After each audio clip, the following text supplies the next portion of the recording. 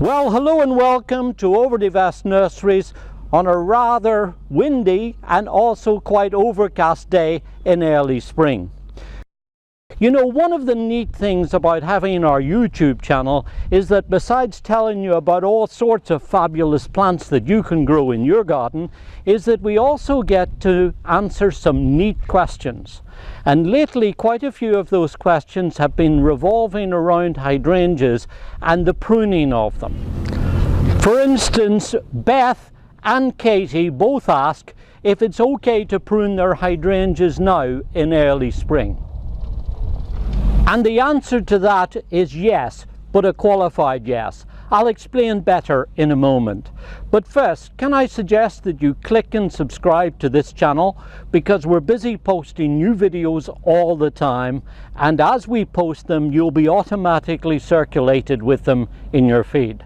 And can I ask you to do me a favor and click the like button every now and then too. That will help other viewers find the videos. And it's always assuming, of course, that you like what I'm telling you.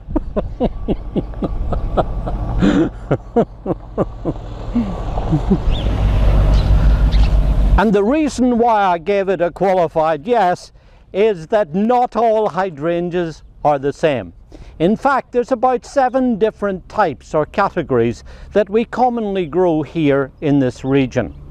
But for pruning purposes, you can divide them very simply into 2 different types. Ones that flower on the current year's growth, and those that flower on the growth that was made last season. Now these, the ones that sometimes people refer to as flowering on the old wood, are ones that made their flowers in the buds during the latter part of the summer and in the fall. Then they went dormant during the winter time, and now in spring, just when the buds are beginning to wake up and open, inside these buds is a tiny little embryonic flower bud that will then grow out and flower in the earlier part of the summer. And guess what? If we were to cut those off now, we would be cutting off flowers, and you don't want to do that. In fact, this type, which includes the oak-leafed hydrangea, which has leaves like an oak leaf, the mountain hydrangeas that are lace-cap types and very hardy and really good plants, and then these types, which are known as the macrophyllus, means big leaves, are sometimes also referred to as mophead varieties. Now they are the ones that come from flowers that can be changed from pink to blue and blue back to pink. They also come in white and red shades too, incidentally, and they have these big distinctive rounded flowers, and this is probably the most popular hydrangea today, but one that really you don't need to prune, certainly not in springtime. And if you do want to prune them, sometimes if they grow into bigger plants and you want to try and reduce the size on them a little bit, or it might be that you want to rejuvenate some growth, if you want to do that, you do it when they finish flowering, and that's when I'll be able to show you another video that will deal with that then. But for now, in early spring, this type that flowers on the growth that was made last summer, you do not prune. On the other hand, the other type is the one that flowers on the current year's growth, and they're the ones that we prune. Now I'm sure you recognize them. They're very distinctive. These are the ones that have these big cone-shaped flowers during the summertime. They can be a pale green color. More often they're a creamy white, and sometimes towards the latter end of the summer going into the fall, these flowers will take on really delightful pink and even red shades too. The neat thing about these is that they're very hardy and easy to grow anywhere in our region. And we are very fond of them. It's amazing how popular this type has become. There's another native hydrangea too that's called Hydrangea arborescens. Hydrangea Annabelle is a good example. Invincible, Spirit, Incredible, all of those are descended from this species that grows from New York all the way down to Florida. Again, very hardy, very reliable, carries its flowers on the young growth, but instead of having cone-shaped flowers, they tend to be round shades, and always whites or pink and slightly red shades, never blue. So you can easily tell the difference between the shape of the flower when they flower, and if you're in doubt, check with your local garden centre experts. They'll be able to tell you exactly which ones you have and when you should prune them.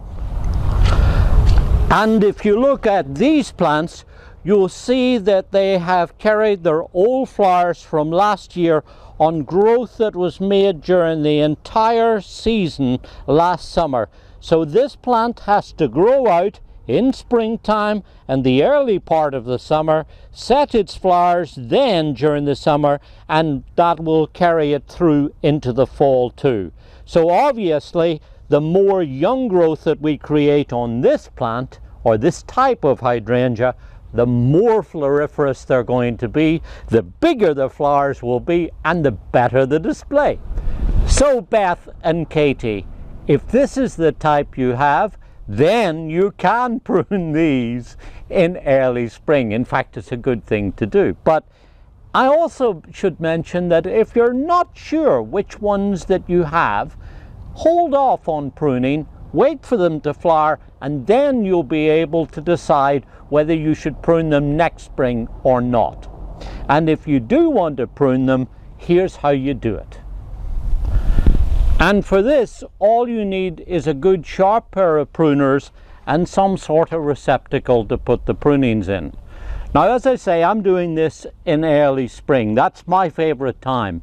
But really, these are so hardy, you could do it earlier than this if you wished. You could do it in late fall, even in milder periods during the winter time. I like doing it now in early spring because at least you're able to enjoy something of the flowers during the winter time, and you're doing it now just as the buds are beginning to open, and that means that you're going to look at the cutback plant for the shortest possible time. So the first thing to do is to look over the plant and see if there's any dead parts, if there's any bits left over from last year. And I see a few bits here from pruning wounds and things like that. You can take those out because that material is dead anyway and it's not going to do any good. So just snip out any dead bits that are on there, and that then allows you to take a look at the rest of the plant and decide what you want to do with it. Now, the thing I like to do is to cut back all these weak spindly stems quite hard. I'll trim those back to usually a set of buds or so, because really small spindly growth in the inside of the plant is really not that much benefit. I also see, well, that's a dead piece there. If there's any crossing pieces, you can take those out too. And then look for any damaged shoots. Now, I don't know if you can see it or not, but you see this one here where perhaps wind or something has got in here and it has partially broken this branch here. And obviously that's not going to be a strong joint, so therefore that's one that I would take out. And in fact, as you go around your plant, if you see any that are damaged like that, take it out, because it's not really going to be structurally sound. And then if you go in through here and see here's another spindly shoot, you're looking really just to try and open up the center of the plant. Here's another shoot that's likely to be crossing, so I'm going to take that out too. The idea is really to build up a nice open shape that's kind of vase shape or bowl shape like this. So you're looking to try and keep the center of the plant nice and open so that light and air is able to get in all over and all around the plant. Now look for any wood that's going to be crossing. that's likely to be rubbing against each other during the growing season. And you see these two shoots here where my thumb and finger is, you'll see how these are going to be rubbing against each other. So we need to take one of those out, and I would suspect that this one here growing towards the middle is the one to take out. So that stops it from rubbing. I'm also going to shorten this one back to about there, and that will then create, well, in fact that can go a little further, because that will now make some growth that will come out from the middle.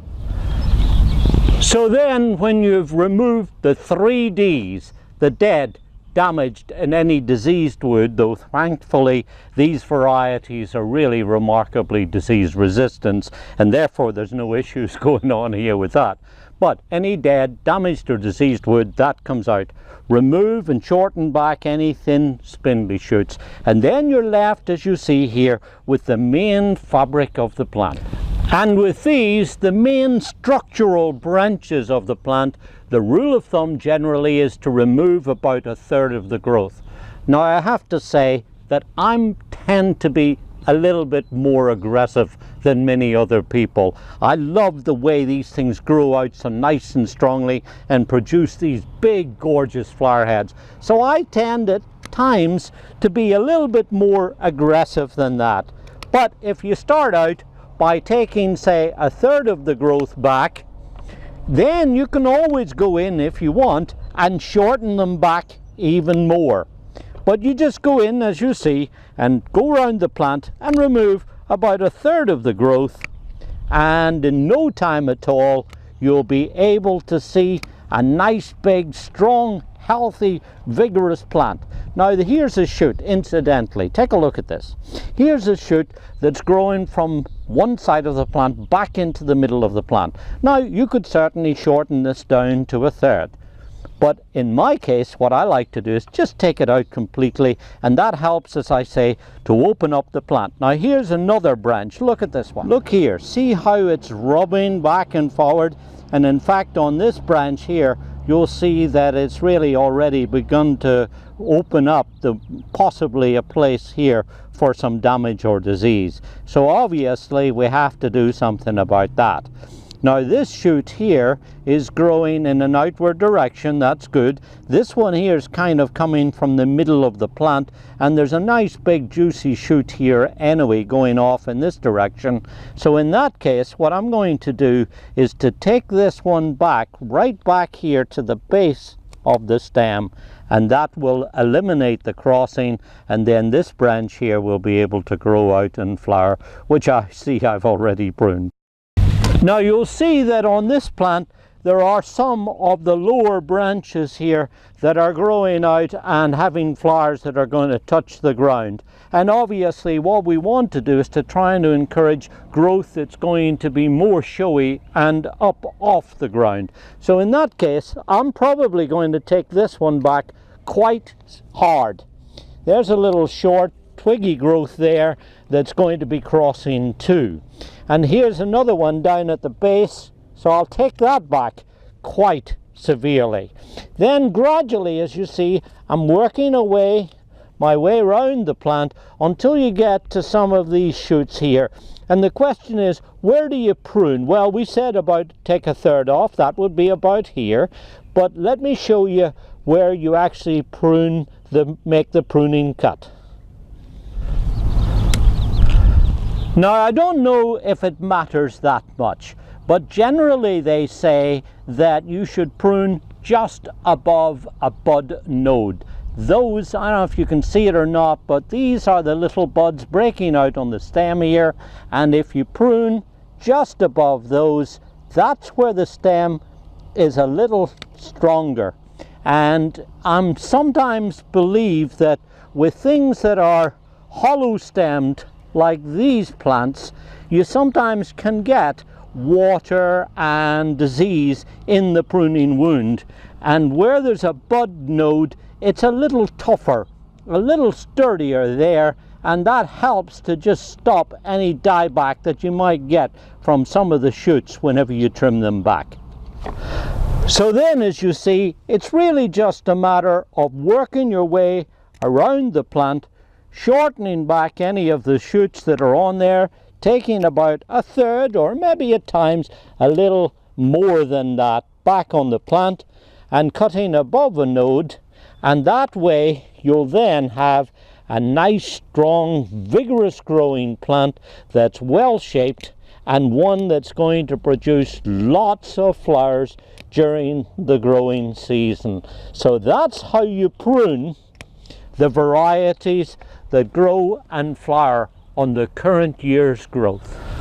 And then it's just a matter really of going around and catching any last minute bits that you didn't get earlier on. I see here's one that I need to shorten back just a little bit like so, and in no time at all you're going to have a nicely shaped plant with lots of strong vigorous growth that's going to grow out this spring and then carry its gorgeous flowers this summer. And there's just one final thing that I like to do, and that is, because you pruned it back and it's now poised to put on a lot of good strong growth, it's a good idea to put down some fertilizer, and that will help to sustain the growth and keep it going during the year. Now, it really doesn't matter what kind of fertilizer you use as long as it's a good balanced formulation.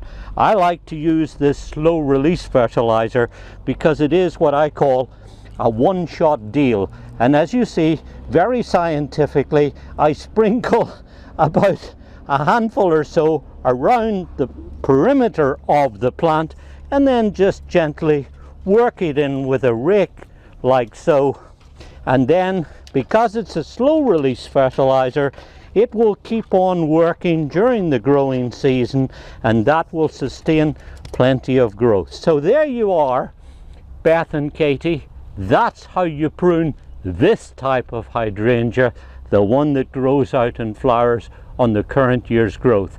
And if you've got some that have those pink and blue colored flowers on them, the mophead types, the other ones I mentioned, don't prune those, just these type. This is David Wilson. Enjoy your gardening. It's good for us, and it's very good for our environment too.